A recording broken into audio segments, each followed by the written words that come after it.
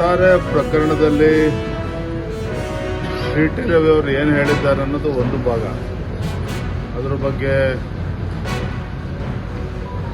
ಸಭಾಪತಿಗಳು ಏನು ರೂಲಿಂಗ್ ಕೊಟ್ಟಿದ್ದಾರೆ ಎಲ್ಲವೂ ಕೂಡ ಗಮನಿಸಬೇಕಾಗ್ತದೆ. ಅದೇ ತದನಂತರದಲ್ಲಿ ಸುವರ್ಣಸೌಧಕ್ಕೆ ನುಗ್ಗಿ ಏನು ಗುಂಡಾವರ್ತನೆ ಮಾಡಿದ್ದಾರೆ, ಅದರ ಬಳಿಕ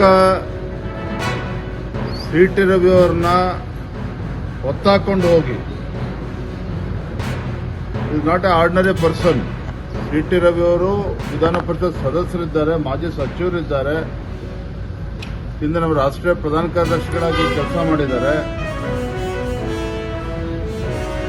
ನೆನ್ನೆ ಪೊಲೀಸ್ ಸ್ಟೇಷನ್ ಹೊತ್ತಾಕೊಂಡೋಗಿ ಅಲ್ಲಿಂದ ಮತ್ತೆ ರಾತ್ರೆಲ್ಲ ಗದಗು ಬೇರೆ ಬೇರೆ ಕಡೆ ರಾಮದುರ್ಗ ಎಲ್ಲ ಕಡೆ ಅಲ್ದಾಡಿಸಿ ಒಂದು ರೀತಿ ಟೆರರಿಸ್ಟ್ ಅನ್ಕೋಬೇಕು. ಯಾರಾದ್ರೂ ನೋಡಿದ್ರೆ ಯಾರೋ ಟೆರರಿಸ್ಟ್ ಅನ್ನ ಹೊತ್ತಾಕೊಂಡು ಹೋಗಿದ್ದಾರೆ ಪೊಲೀಸರು ಅನ್ನೋ ಭಾವನೆ ಬರ್ತಾ ಇದೆ.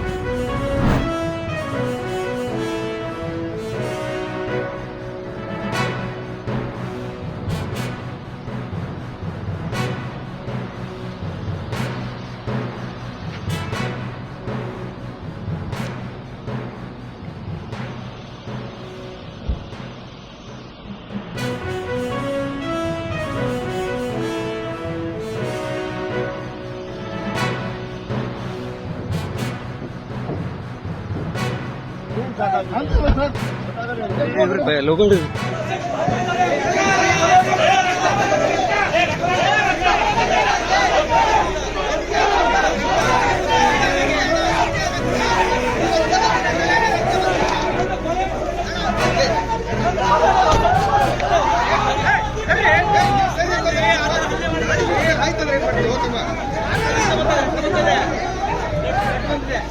रक्त बरत रक्त